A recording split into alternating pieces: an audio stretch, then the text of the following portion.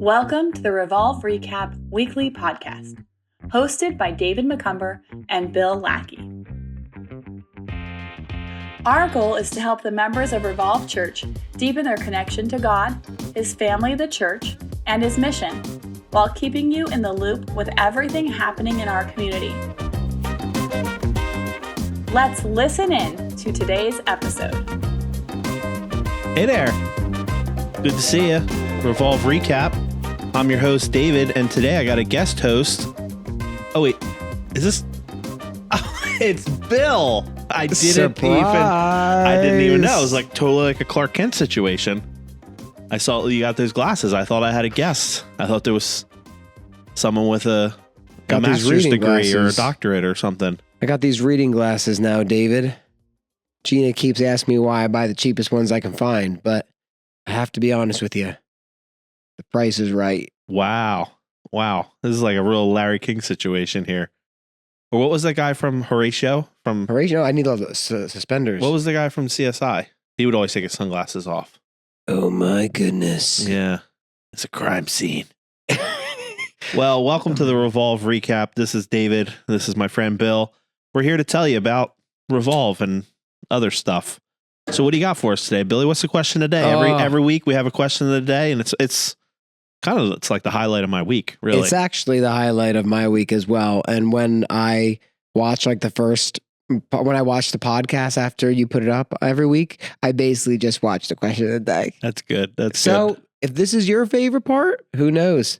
Maybe we just make question of the day shorts. Yeah, well, and you can put questions of the day in the comments. Oh, no. Oh, Text them to me privately because I don't want David to know about it. You ready for the question of the day? What is it? Oh. Are you ready for the question of the day? Can I just say one thing real quick? Yeah. I think I offended a lot of people. I got 25 texts. Did you really? No, just one. But I know it was a topic of conversation at our Wednesday night group. Yeah. So if you want to know, you got to rewatch last week's if you want to know what we're talking about. But it was spicy. I got, but you said, what's an irrational anger, frustration? So what do you got for me today? Something going to get me canceled? If you could swap lives with a fictional character for a week, who would it be? Man. First thing that came to mind was Sherlock Holmes. I don't know why. But wow. I mean, he just seems like, I want to be a type of person that's just like kind of a quiet, contemplative type. And I feel like he's the type where he's always just kind of looking around, kind of observing, watching, taking good questions. But, that's the first thing that came to mind. And that's the way I do these questions of the day. I don't second guess it. I just shoot from the hip. Shoot from the hip. Okay, what about a movie? A movie character? I don't watch movies. I watch films. Oh my gosh. I'm like Steve. That was a sermon recap right there. Yeah, there it was. All right, so if you could pick a film character. Marty McFly. Back to the Future. Which one? 1, 2, or 3? Well, it's the same Marty McFly. He had 3 different adventures, though. What is it? Yeah. He had so many adventures. Oh my goodness. Is this going to be a thing now? Is it? All right.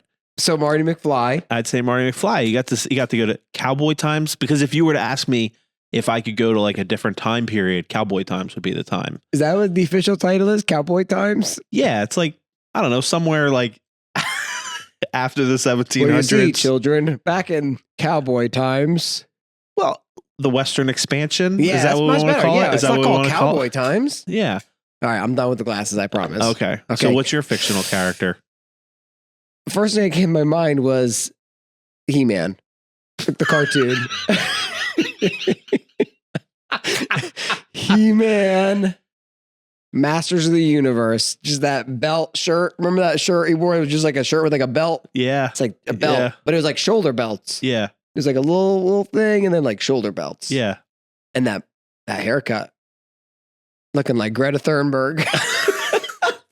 There's some Amish in my neighborhood building a barn in my neighborhood. Haircut like that? And they got that haircut. Oh, yeah. And Corey's like, how do you know they're Amish? I was like, the haircut. Oh, yeah. They got like sideburns that go like up like 3 inches on the side and yeah. I mean, is that not an option? If it's not an option, because I would like to fight Skeletor, if I'm going to be honest. You know what I mean? Yeah. And also just yell, power Grayskull. Yeah. But I would settle to be Lionel from the Thundercats for a week. What about the movie? What So about a movie Bretton character? told me there's a He-Man movie coming out. I haven't seen the trailer. Oh my goodness, it's going to be. I haven't seen the trailer. Does it look good? Brad wants to see it. I wish we had it set up where we could do like a live watch. Yeah, like Joe Rogan. Jamie, bring that up. Bring that up, Jamie. Jamie? But I don't know who Jamie is. Jamie. Maybe it'd be Jen. No. Jen can bring it up. Well, all I can say is that that was the first thing that came to my mind. I don't even know why, but like Yeah, I read it and I was like, He-Man. Yeah. Movie, Yeah. Indiana Jones. Yeah, that's a good one. That's you can't argue Not with that. Crystal Skull though. No. No, like I never Raiders saw of the Crystal, Lost I never Ark. saw Crystal Skull. Yeah. I refuse to see it. What about you guys? Swap lives with a fictional character for a week. Yeah. Who would it be? Who would it be? Who would it be? Who would it be? And Sherlock Holmes. I don't know why that came to my mind.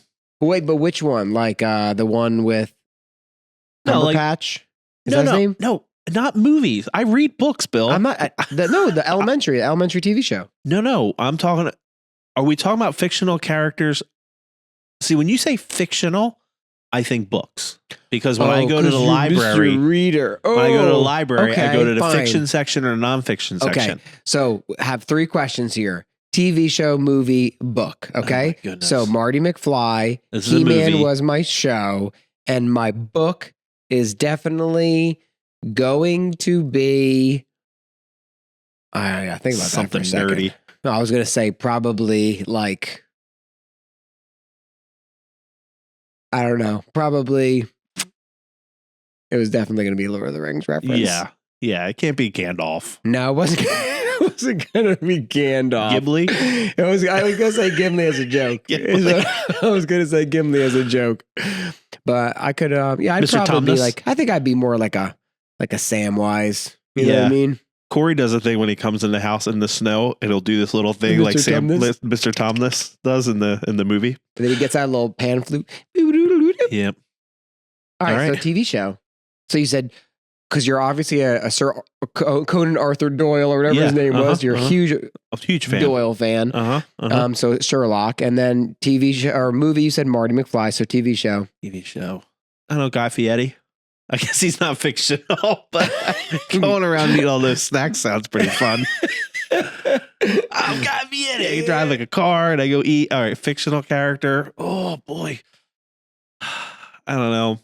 Elementary, the Sherlock Holmes version. I thought you were gonna say Danny DeVito on Always Sunny. I don't know. I can't think of a fictional because I basically only watch Amazing Race. Yeah. I think all the shows I watch are more like reality type shows, so they're not What fictional if characters. it's fictional? You could be the Sasquatch that they're chasing on the Sasquatch Hunters. No, we do watch a lot of Sasquatch shows though. I don't know. We're taking too much time on question of the day. I don't know. It's question of the year. Maybe could I be a professional wrestler? I'd be like the Undertaker Sure. because that's a fictional character. Yeah.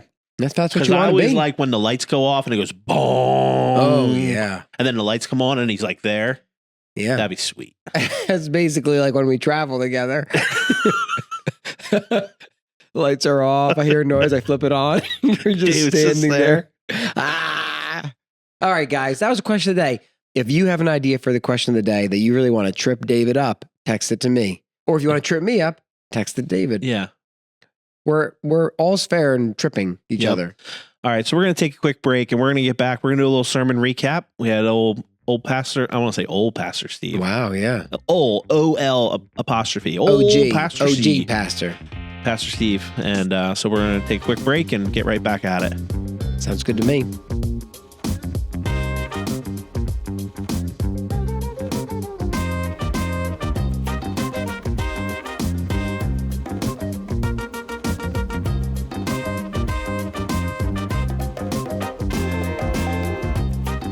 Hey guys, welcome back.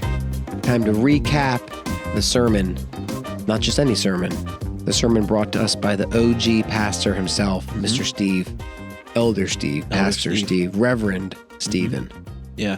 I call him Brother Steve. Brother Steve's fine. Brother Steve. Whatever you want to do. So, Yeah. David, Steve. So what Steve did is he kind of like did an introduction to 1st, 2nd, and 3rd John. giving us the who, what, why, where, when, how, why, and how much. how much. Uh-huh. And so, written First- by John, John's BFF with Jesus, written in the early 90s. Literally the early 90s, not Yeah, like just not the like 1990s. not when Pearl Jam came out. Right. No, the real 90s. Yeah.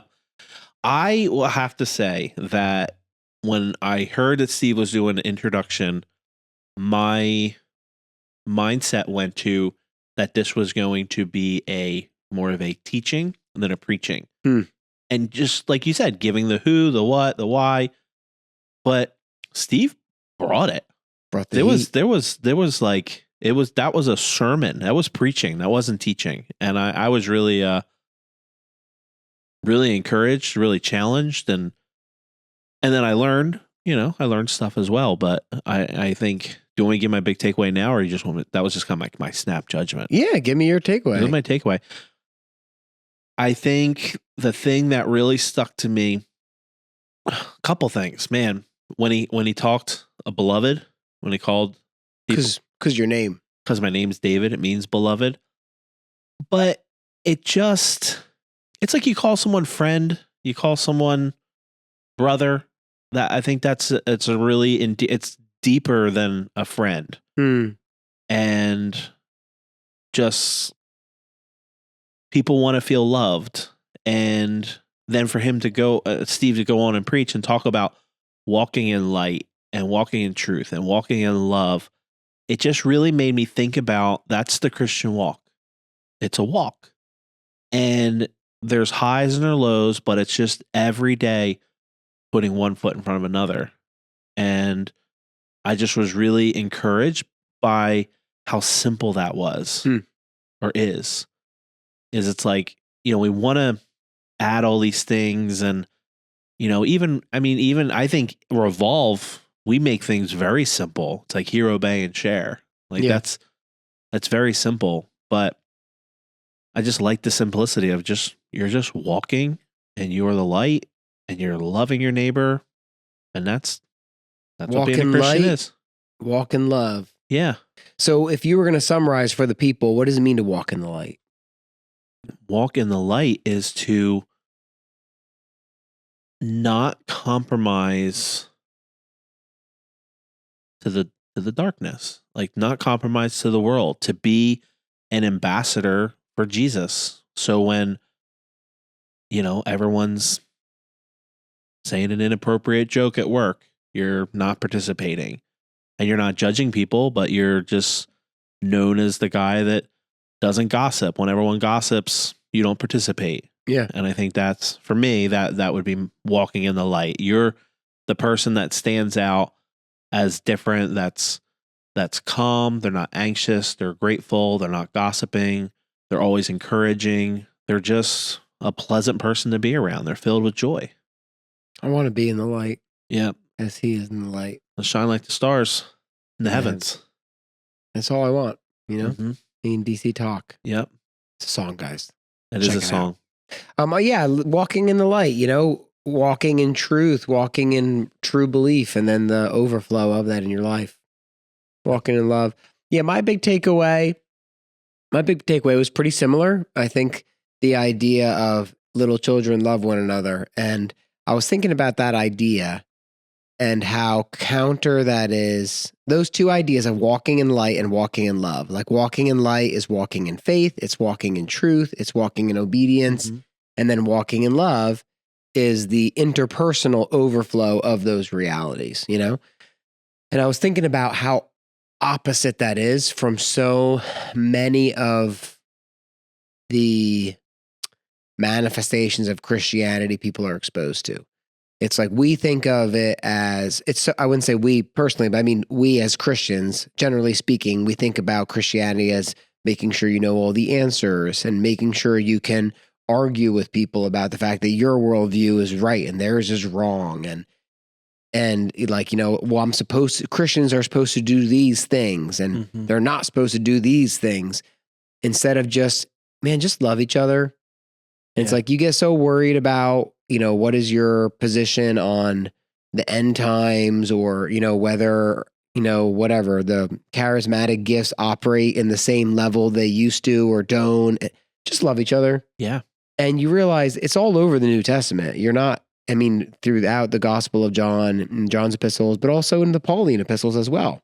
Yeah. Where I think about 1 Corinthians, where Paul is basically like, look, gifts are great, but let me show you a better way. Just love each other. Yeah. Like, who cares if you're super smart or really wise or whatever it might be, faith move mountains. If you don't love each other, it doesn't matter. Yep. And just that basic idea of just love each other. And you think if you made that your goal, if you said, I'm just going to try to love the people around me, how differently it would change everything you do. You know what I mean? And that was my big takeaway, that story. And I called Steve yesterday to ask some of the details about that story that he told, about, I guess it was John in his later years saying kind of repeatedly, beloved, or little children love one another. And that's just really been something I've been chewing on the last 2 days of exactly what you just said. Like, I go to Lowe's and, there's a guy that's working this was yesterday, and he was like super chatty, and I was like in a rush and I just wanted to start my work day. No.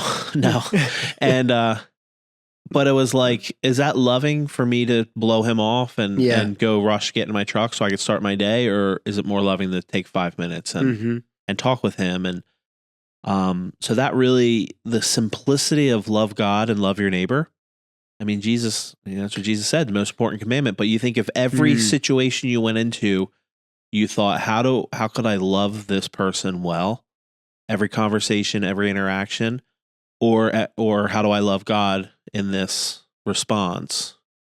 Yeah. It was interesting. Cool. I loved it. It was a great message. The other part of that is, what does it look like to let people love you?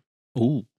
Was one of the conversations we had at prayer on Monday, because someone shared a need that they need a ride up for a medical procedure, and it's all the way up at the Cooper near Philadelphia, and someone's gonna have to drive them at like 4 a.m. and then stay the entire time and then drive them home.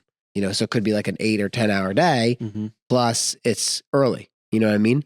Because they get sedated, they can't drive, all that kind of stuff. And they were talking about how hard it is to ask for help. And it's like, well, let people love you. I think about, I was at Lowe's, not a Lowe's story, on I guess it was Sunday, maybe Saturday, and I was getting some hardy board, cement board for a project I was doing, and I was loading my truck, and some guy came over. He's like, "Hey, you want a hand with that?" I'm like, no. I said, "No, I'm a man." And I said, took my shirt off. I got it. And he saw my He-Man belt. Yeah, I had my He-Man belt on with the belts, the belt thingies. But then as soon as he left, I was like, "Why did you say no?" Yeah. And I felt bad immediately as soon as I said no to the guy. Oh, this is a great segue into my Whatcha Chewin On, but so put a pin in that. So I'm excited about this sermon series. I'm starting this week on 1 John chapter 1, verses 1 through 4, looking at, the incarnation, how Jesus came in the flesh, and John says we saw him, we touched him, we listened to him, and we just want to share him with you because we want you to take part in our joy and our fellowship and our relationship. And so just the importance of, it's the same old stuff, man. It's up, in, and out. We have a relationship with God. We have a relationship with one another, and we want other people to share with it. Yeah. Share in it. And you realize it all comes down to love. We all want to be loved. Wasn't that a DC idea. Talk or Newsboy or something like that? Man, you like DC Talk. No, I don't. Sounds like you do. You were like, no, I don't. I just know I want to be in the light as you are in the light. I feel like when Fran was on the podcast, he quoted DC Talk as well. They were a very influential band in the 90s. I didn't become a Christian until 2000, so wouldn't know. What would people say if they labeled me a Jesus freak? That's another one. Well, I feel like, didn't DC Talk get canceled? Yeah, that's why I'm shocked you're bringing it up. You brought it up. I didn't bring it up. I just want to be loved. We all want to be. I don't even think that's DC Talk. Anyway, we're going to go to the next section. Press pause. Have a breather. Yeah. Get a little drink iced tea. Maybe do some air squats. Do some air squats. I'll be right back. Be right back. Thanks for hanging out with David and Bill. If you're enjoying the Revolve recap, don't forget to make it official. hit that subscribe button and leave a review on YouTube, Spotify, or Apple Podcasts. It's the easiest way to stay in the loop with the mission and the family here at Revolve. Go ahead, give that follow button some love. And now, back to the guys. We all want to be loved. Who's that, Newsboys? Maybe. I've never heard it. We all want just a little bit of respect. That was Aretha Franklin. We all right, what are we doing? What you chewing on? Oh, I gotta find these lyrics. We all want to be loved. That's Papa Roach. Welcome back to the Revolve Recap Podcast. And we closed off the last section with Billy singing a song from DC Talk. Turns out. And I got another song. What is it? What you chewing on? What you chewing on? What you chewing on? Chewing. Chew. Today. What you chewing on today, That's David? Good. That was good. Well, 2 Corinthians, still there. Not me. No? I got restless. That's just like you. That's just you. You're like, I'll read Jeremiah again. No, 2 Corinthians, the last 2 days, what has been standing out to me, and I think this is a good segue into what you were just talking about with being loved, is Paul just talking about weakness and how counter that is to everything that we want to do. We want to be strong, the biggest, the best, we want to be. Yeah, nobody's trying to be the weakest in the gym. No, you know what I mean? And no one's trying to be like the least successful business owner or, right. Like we all want to be, successful, and we want to be, and the barometer of, oftentimes for churches is, how many people you have. Like if you have a lot of people in your church, you're must be a good pastor and you're successful because your numbers are up. Yeah. And it just really is counter to, and this was a conversation that we had with Scotty yesterday, that, Jesus was expected to be this king that came and overthrew the government and reinstated rule, and then he was the suffering servant. He was a lamb to be slaughtered, and it let everybody down because he didn't fill their expectations. And then Paul is kind of doing the same thing. He's like, look, there's all these super apostles, that elegant speakers, they're pulling big numbers, and I'm just hanging out here with a thorn on my side in prison. Yeah, the old thorn in the flesh conversation with the Apostle Paul. But it just was really, and so what I was saying was, to link back what you were saying to, is a part of being, to love people, is there's like humility in there. Like you really have to be humble to love well. Yeah. And a part of that is humbling yourself to let people love you, because we all want to be loved. Mm-hmm. What are your thoughts? What are you chewing on? Thinking that guy next door is really strong. He's not weak. He's you not open weak. That door, your whole building shook. So I think that what Steve said, and then what we've been reading in Corinthians the last few days, it's really just been this like situation of coming into every conversation or every situation, humble, serving, loving. How do I not try to be the best? Because even that, like you're telling a story and someone's like, what did you say? Well, you were like, oh, I got glasses. And I was like, I've been wearing glasses since 10th grade. And you're like, I've been wearing glasses since 2nd grade. And I was like, I came out of the womb wearing glasses. Yeah. And then, like, even that, like, even in your conversation, you want to have like the best story. Yeah. Nobody wants a lame story. No. Yeah. I could barely move. I was so weak. Yeah.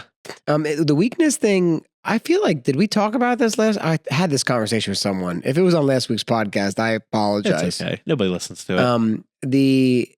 It's because we're the weakest. Yeah. The weakest podcast. The weakest podcast. Yeah, so when we get to heaven, Paul will be like, good job, guys. Good job, guys. You had 20 listeners. Yeah, Francis Chan, getting it back. Really?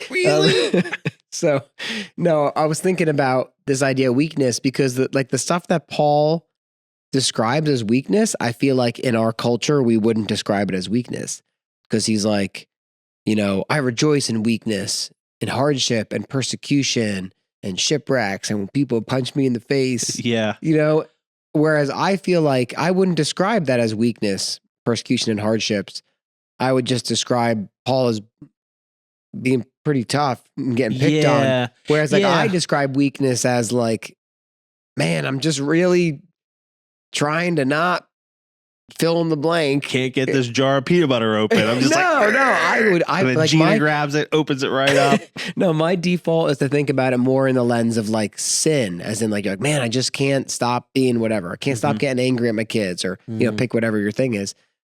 And then feeling like that's like the weakness. But it's like his weakness that he describes is very different.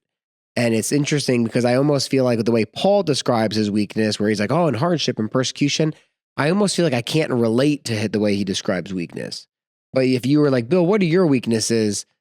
Like persecution, hardships, like they wouldn't make the list. Yeah. You know what I mean? The list would be like, man, I just can't seem to kick these habits after 40 years, that kind of stuff. Yeah. And so it's just interesting because I was thinking to myself, like, is that a cultural thing where it's like, because it's an honor shame culture, it was viewed as weakness to be shamed. That was my thought, was like, so you think about, do you ever heard a story of JFK, President Kennedy, where it's probably lots of stories. The Marilyn Monroe story? No, not that one. I'm going to get it wrong and, people are going to hate on me, but I think his boat sank and he like swam to shore like many miles and rescued his crew. That's very heroic. Very heroic story. And I think, we think of stories like that, like, oh, shipwreck and a guy swam. Like there was this Australian kid. I don't know if you saw that on the news. His family, their boat broke down and he had to swim like 5 miles home. He was like 13 years old and saved his mom and his brother something. And we think of that, and it's very heroic. But I think when you look at it from like a shame honor thing, it's like, oh, I'm so embarrassed. I crashed my boat. Yeah, like if you had a nicer boat, maybe it wouldn't have shipwrecked. But you're like hanging out with these like, these shipping merchants, like thumbing a ride. And, if you were like notorious and in with the government, you wouldn't be getting whipped, but you're just like, So it's like I think it's, because I when I read that too, I was like, that sounds baller. If I was like, I got shipwrecked and I lived, and then people whipping me, people stoning me, and I'm like, no, I'm still here. You can't kill me, player. Yeah. That's why they call me La Cucaracha. Yeah. Yes, that's what I was thinking. But as I was thinking through it, I was like, well, it's embarrassing if you want your political leader to be, or you're the leader of your religion or your movement or whatever. Yeah. And he's just like a bum that's thumbing a ride with some it's like planes, trains, and automobiles or something, just riding in the back of. Yeah, like I'm mixing up two stories. I'm thinking of John Candy and it's fine. Home Alone. Yeah, but I hear what you're saying. I saw that idea of honor shame. Yeah. That's not what I was chewing on though. Okay. Oh, wow. That's what you were chewing on. What I was chewing on. What I was chewing on is I was thinking about, I had this conversation with Scotty, I was asking him how Keegan's doing in New Zealand. And he was telling me how the program that Keegan is doing is really in line with Revolve's DNA, and how like Revolve values, connecting up with God and with one another, out with the world, living out your identity in Christ, this kind of stuff. And he was saying that Sea Salts, that's the program that Keegan is with. Their whole thing is to live in community. And so they actually have like 8 of them who live in a house, co-ed house, guys and girls. And they like set ground rules. And Scotty said they don't even have like a dorm parent. They have a dorm parent, but the dorm parent doesn't live there. And it's like they intentionally are like, you need to learn to respect each other. So you guys are going to live in the same house. Like, got the girls' wing and the boys' wing, but like you guys are 18, 20 years old. You got to be grown trash out. Yeah. Do the dishes. But they live in community, so they are being respectful of each other, and they are praying with each other. So they live in community, grow in community, and they said serve in community.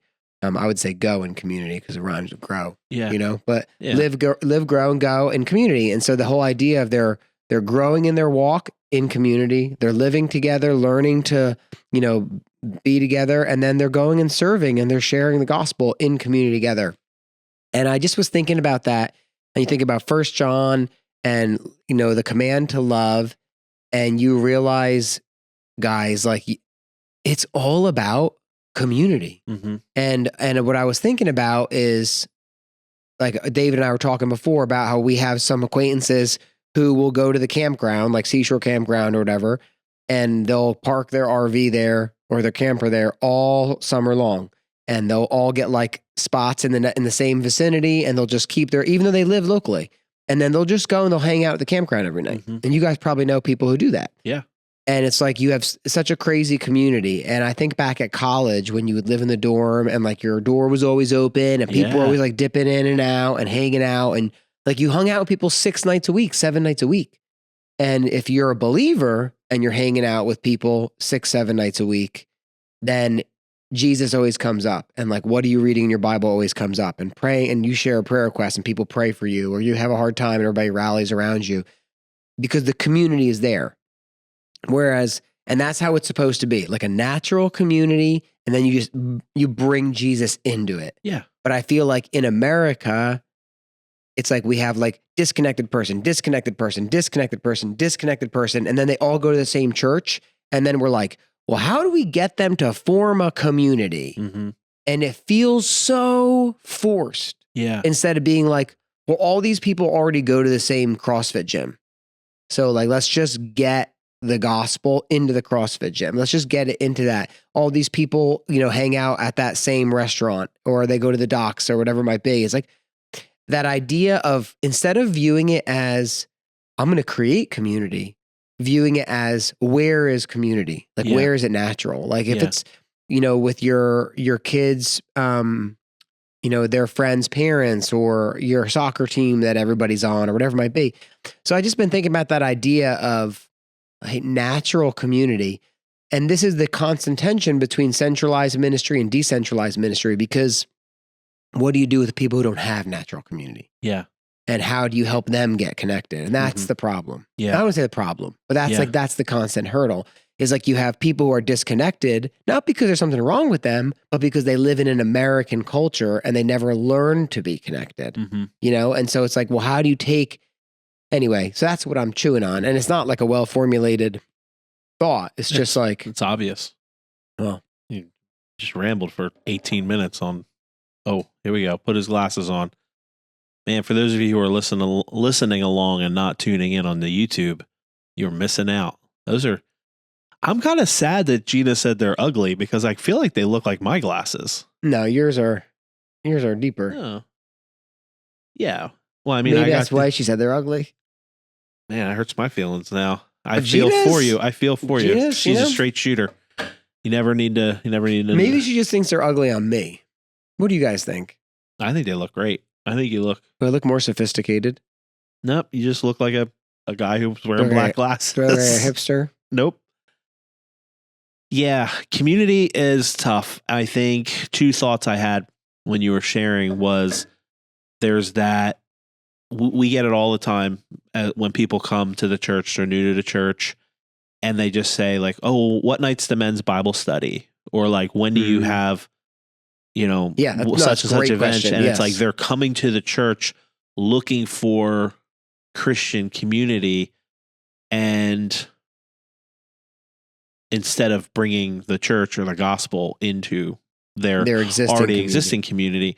And then you find, and then the other side of that is, you have a discipleship group, or you have a community, but people's attendance isn't consistent because they're doing other things. Because their communities elsewhere. Their communities elsewhere. Right. And I think that's something that I struggle with sometimes, where I'll be like, man, I want to have someone over for dinner. We want to get together with people, but people are busy doing other things with other people. Yeah. So it's like that community exists outside of there. So I don't want to say don't come to the church to look for community, but it's like, or maybe we could put it this way. I'm agreeing with you. I'm just I know you are painting in a different light. Maybe the idea is like, if you go to Revolve and, you and 3 other families are all kids all play Pokemon. Sure. I was going to say volleyball or soccer or hockey or something. Yeah. It's like, try to get them all on the same team. because then you're naturally spending time together. Your kids are spending time together. Well, the Pashleys and Charlie and Corey were on a hockey team. Yeah. 2 seasons ago, and it was great. It was just then you're going to see each other. You're going to hang out. We would see the Pashleys, we'd see Googie, and it was like. But then 2 or 3 nights a week, we were hanging out with them. Right, and then to take it, and I'm not saying you guys didn't do this, but then take it up a notch, and then you say, well, how can we be more intentional with our time? Because this is the idea. It's like, I already see you 3-4 nights a week at hockey practice. We don't need to have a Bible study every time we get together. Mm-hmm. But like, I can be like, hey, what'd you read today? What are you thinking about? It's much more natural, organic, the way friends interact, as opposed to like, well, it's Tuesday night, David, at our hockey rink. And so now we're going to bust out Gospel of John and we're going to go over here. And it's like, just be a loving, encouraging brother or sister in Christ in community. Yeah. And if everybody is reading the word on their own, when you come together, the word is going to come out in conversation. Yeah. Like, it's not weird for you and I to sit on the couch for 10 minutes before we record the podcast and just talk about what we're thinking about in our quiet times. Yeah. It's not because it's on the calendar to talk about our quiet times. Yeah. You know what I mean? But I think that's just a cultural thing. I think it's because that is kind of, I guess maybe American or Western, but it's like you don't talk about politics and religion. That's Bruno. You don't talk about Bruno either. But the mixture of like, I don't know. It's like people are like, I have to talk about the Bible at the Bible study or on Sunday. And it's like, no, you can talk about it all the time. Which goes back to why I keep saying I want to open a rock climbing gym, because I just feel like a rock climbing gym is the kind of place where people would go and like you climb a wall and you're sitting around, you're chatting with your friends. And it's like that idea of like, it's a community type, it's a community type atmosphere, the same way the boxing gym is a community type atmosphere, or a CrossFit box is a community type atmosphere, or whatever, other people do. Yeah. Well, I don't realize all my examples are fitness related. Well, because you don't want to be weak. Yeah. Because you have an obsession with strength. But I'm sure there's like a artist guild. You have a strength. The knitting community. There's so many people go to this knitting store next door. So you think about the idea of what would it look like to bring the gospel into that community, instead of trying to pull people out of that community to join our community. That's the nature of disciple making movements, really. That's nailed it. You should teach a class on that. Yep, I do. Oh, you do? It's called the Hub. It is called the Hub. The ABCs. All right, we should do another round of the ABCs. Oh, it's on my agenda to figure out this week, Davey. Really? Yeah, we should do it together. The old days. Like the old days. Should I say you should do it with Dr. William. Dr. William. So I'm not saying this to give you clout, but I know that you have a doctorate. Yes. But we don't call you doctor. Call me the Reverend Doctor. The Reverend Doctor. The good Reverend Doctor. The good Reverend Doctor William W.J. Lackey. W.J. Lackey. Like R.C. Sproul. Yeah, you got to go to initials once you have your doctorate. Oh. Dr. W.J. Lackey. And then I'm just like, hey, you, go pick that garbage up. No, you're like Watson and I'm like Sherlock Holmes. That's true. Except Watson was also a doctor, technically. Steve always tells that Sherlock Holmes joke. Oh, about them stealing the tent? You guys should ask Steve that. Yep. All right, we're going to take a quick break, and then we're going to come back with... Mailbag! Mailbag. There we go. All right. Make sure you come back for it.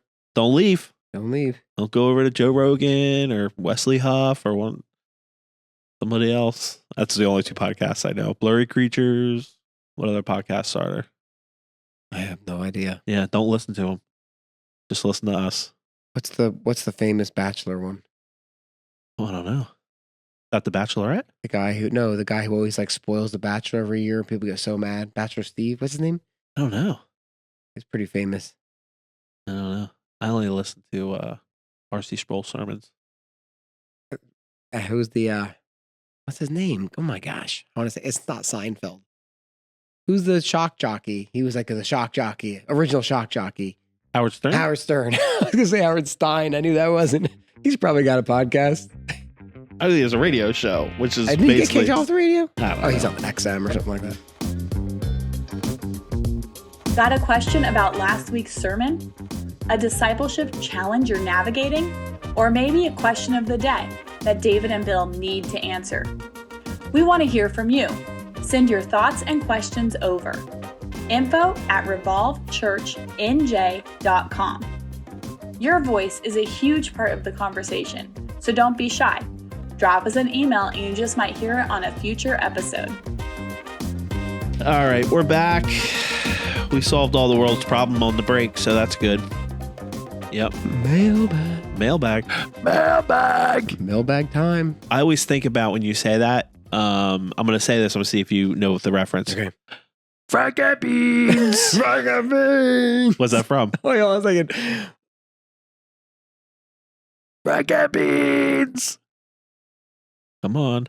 Oh, What's it from? It's just something about Mary. No. It What's was. it from?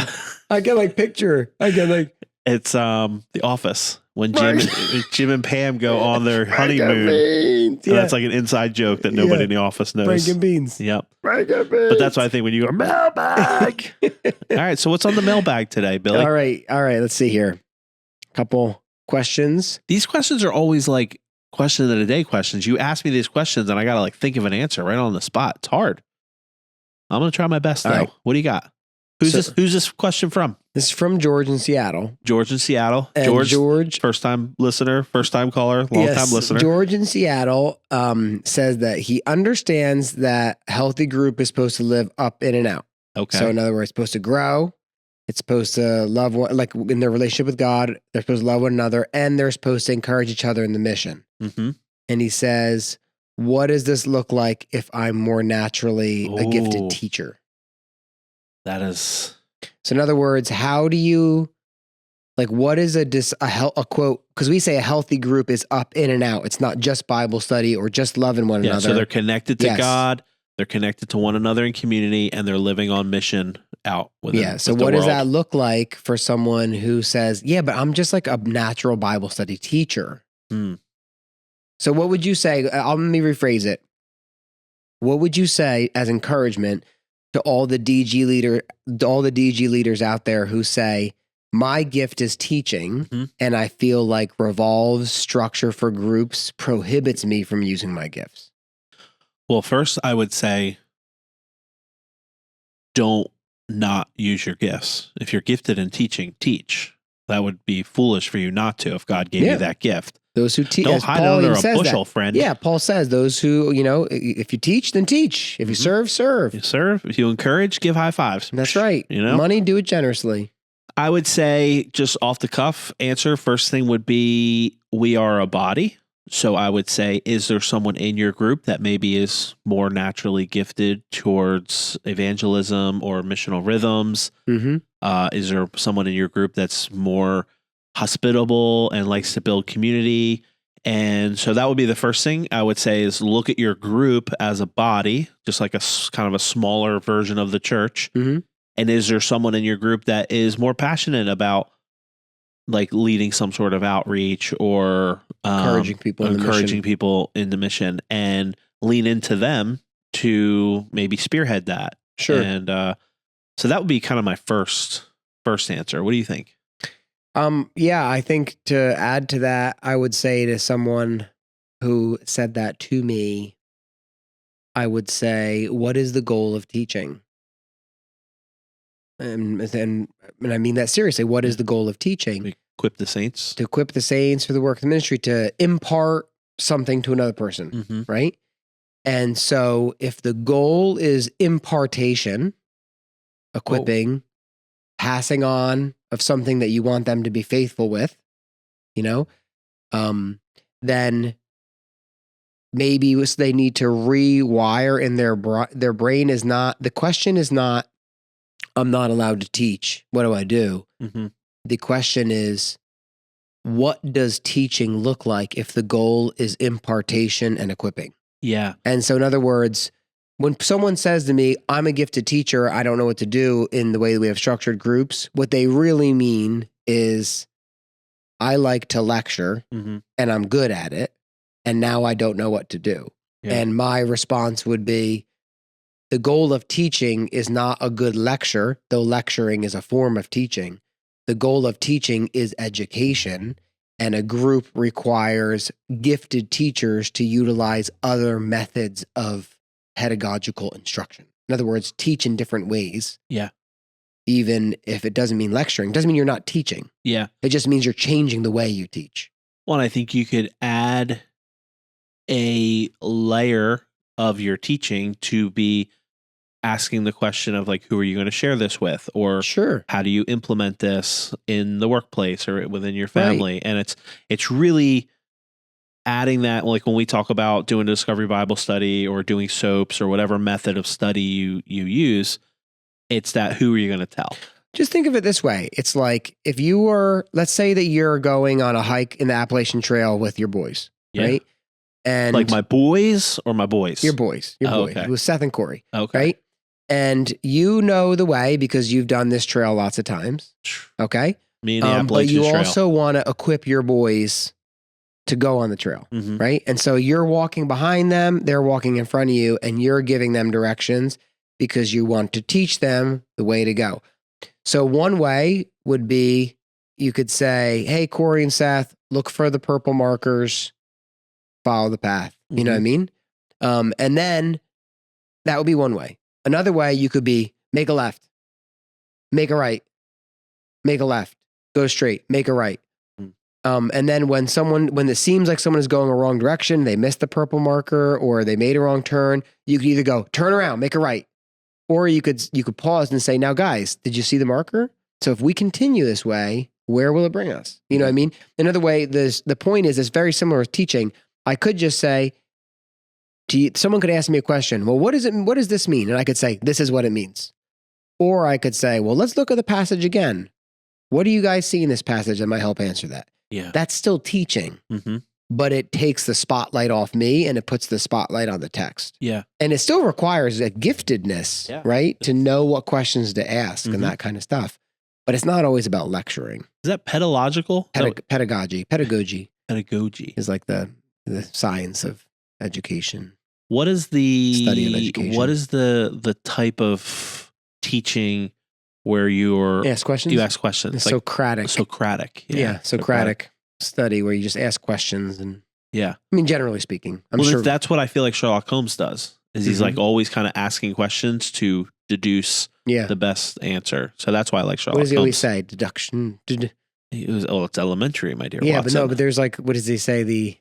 I don't know. I didn't actually read the books. I just kind of like the idea. Covers. Just look at the covers. The Hound of the Baskervilles. Oh, that sounds like a good one. Observations and deductions. I don't know what he says. Yeah. Anyway. So that's a good answer. So ask better questions. Yeah. So if you're a natural teacher, ask good questions. Think about how do I equip my people? And that might mean you coming alongside the evangelist to help the evangelist understand the importance that they need to equip others. Right. And so be encouraged. No one's saying don't use your gifts.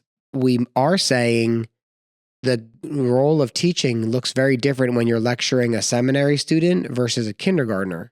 But it's not like it's only teaching if you're lecturing the seminary student. It's also teaching if you're teaching a kindergartner, but you teach very differently. Yes. And so realize that teaching cannot be pigeonholed into the same, it's not always a 3-point sermon. You know what I mean? That kind of idea. So we have I hope that answered George's question in Seattle. Yeah. And it was a good question, George, and we appreciate it. So what, do we have time for one more? Are we going to do another one? Or are you going to? Sure. This one's relatively quick, I think. Okay. So some of the tracks we provide on our website. Who's asking this question? This is Cindy from Cincinnati. Cindy from Cincinnati. I think she asked the question a couple weeks ago. Yeah, she's very eager. Oh, okay. So the Discovery track, which is a resource we have on our website, they say is good for discipleship. It's good for discovering Jesus. But what if my group wants to be more spirit-led? I don't really know the specifics of what they mean by this, but I'm assuming, and maybe you have more background information here. I'm assuming what they mean is it okay if I deviate? Yeah. Or do you think they're saying, I just want to see what I want to study each week and whatever comes up, comes up? Yeah, I think so. I don't know Cindy, but I'm gonna deduce by my powers of deduction. Yeah, elementary. I'm gonna say that this person wants to follow our Discovering Jesus track, which is kind of a formulaic journey. It's like 12. It's like 12 passages of through scripture. the scripture. But at the same time, if there's something coming up in someone's life that maybe they're struggling with, they want to be able to. Can they have that freedom to pivot? Sure. If the Spirit leads, and I'm just gonna kind of just share an example from my own life. Sure. Where I've used the Discovering Jesus track, but whenever I am discipling someone or meeting with my discipleship group, I'm always praying on the way in to the meeting of, Lord, just what do you want me to say? Mm-hmm. So I have a plan going into it, but I'm not so locked into the plan where it's like, hey, if there's another scripture that needs to be shared or another topic that needs to be addressed, let's address it. Yeah. But I think just every single week, just showing up and winging it there's a danger in that. And I think that there's power in being prepared and having a plan. Sure. And I think, God is a God of order. He's not a God of chaos. So I think just kind of chaotically showing up and because there's pastors that do that. They don't even write a sermon. They just open up the Bible and start preaching.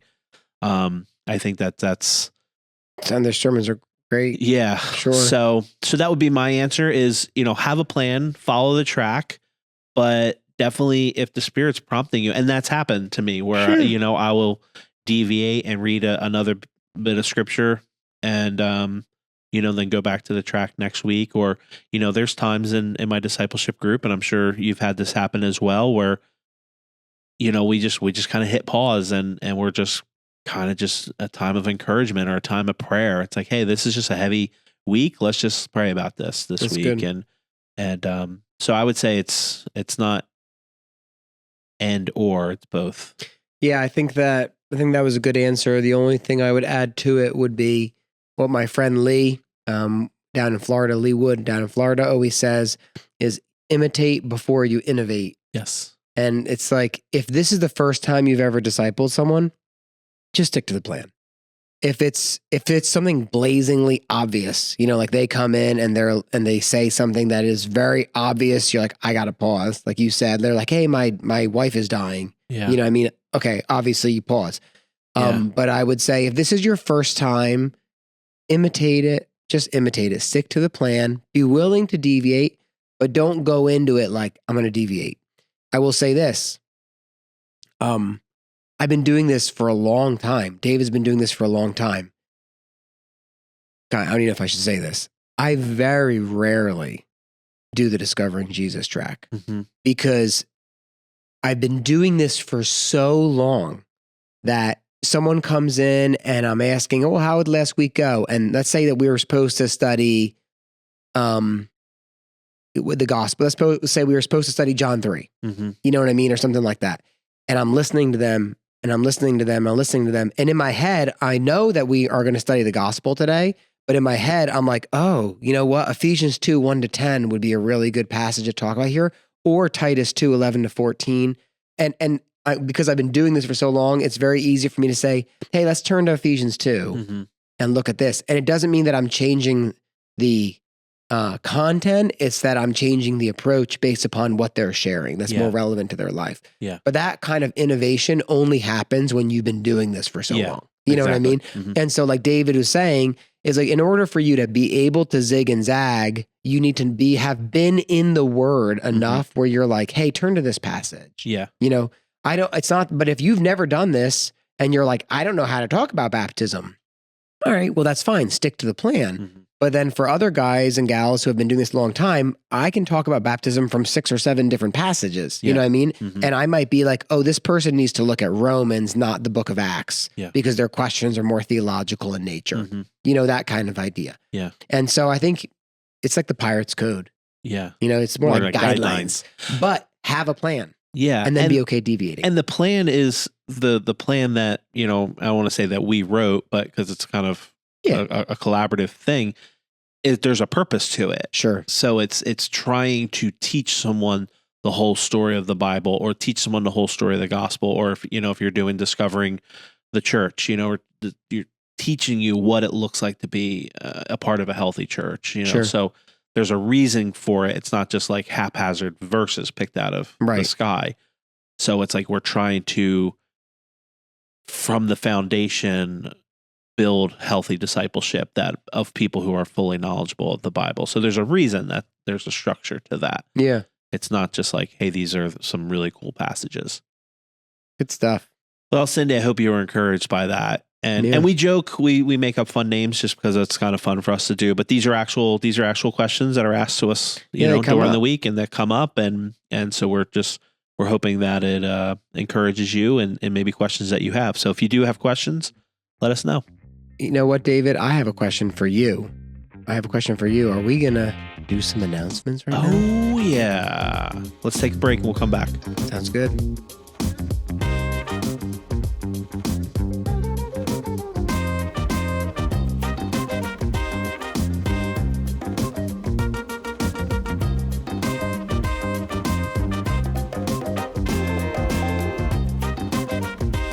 All right, David, it's time for our weekly announcements. Yep. Would you want to put your glasses on so people take you seriously? Because sometimes people they're like, oh, it's just a regular old Bill. Oh my goodness, it's the good Reverend Dr. Bill William. It's time for announcements with the good Reverend Doctor. Here we go. What do we got going on this week? What's going on Friday, Billy? Well, I mean, good Reverend Dr. William J. Lackey. It's good Reverend Doctor to you. And this Friday will be our monthly Psalm Sing experience on the 17th at 5:30 p.m. right here in the office on the way to the ferry. In the podcast studio. In the studio right here. I'm getting dizzy from looking at these things. All right. Psalm Sing at the April 17th, 5:30 p.m. at the office. I've never been, but my understanding of what happens is they do a Bible study on the psalm that they're going to be singing, and then they sing the psalm, and the melody is lined up with a song you would already know, like a famous hymn or something like that. Very cool. So come on out. That's this Friday at 5:30 p.m. here at the Revolve office. Yeah.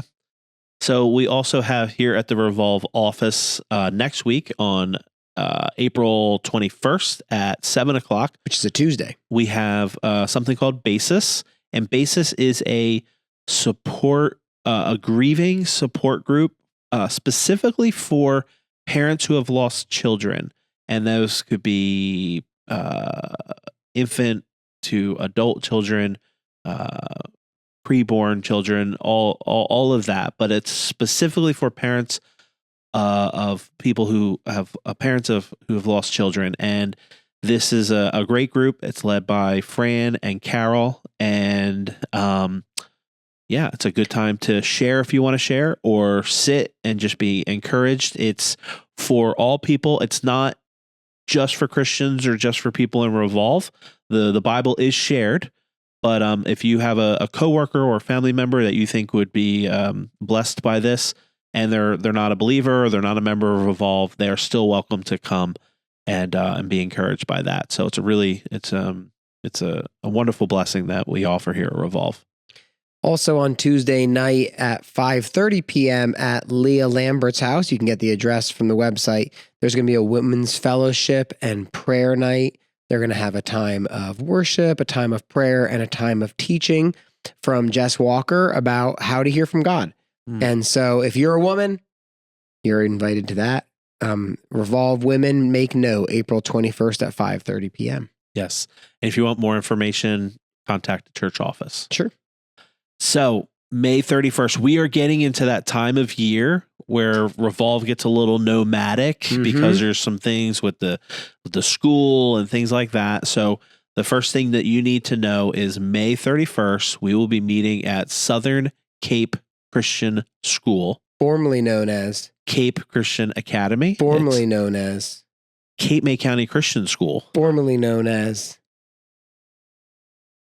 I think it's it. No, it was something else. So Cape May County Christian School. That's when I went.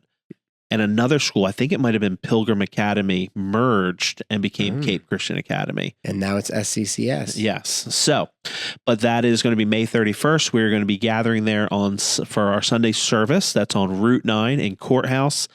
And what time? Is that going to be 10 o'clock? It's going to be 10 o'clock, 10 like o'clock? normal. But what makes it unique, David, is what? It's our birthday party. What are we at? 50? 20 14 years. 14 years.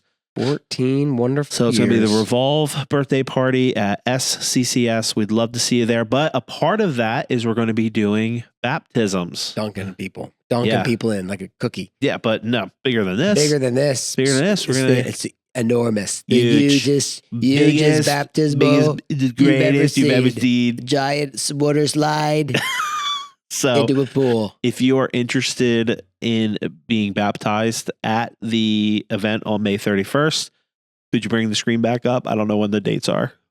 May 10th and 12th. 10th in the morning. And 12th in the evening. So you don't have to come to both. You just pick one. Whichever one's best for you. If you're interested in being baptized, you have questions about baptism, you were baptized as a child. Should I be rebaptized? Great These are question. all Come great to the questions class. to ask. Yes. Full immersion, sprinkling. What do you Yes. want? What do you want to know? What do you want to know? You come and we will tell you. And we will baptize you. In the name of the Father, Son, and Holy Spirit. Amen. Guys, Those are our announcements. That's it. That's the Revolve recap. have a great week. And See it's you Sunday. Great. Have a great week. Rejoice in the Lord always. And again, I say, Rejoice. And again, I say, if you had to swap lives with a fictional TV character for 1 week, who would it be? Guy Fieri. Fred Flintstone. I don't know if it's Clark. If he's so skinny. You would be so skinny. You wouldn't have to go to the gym. Make community. See you guys.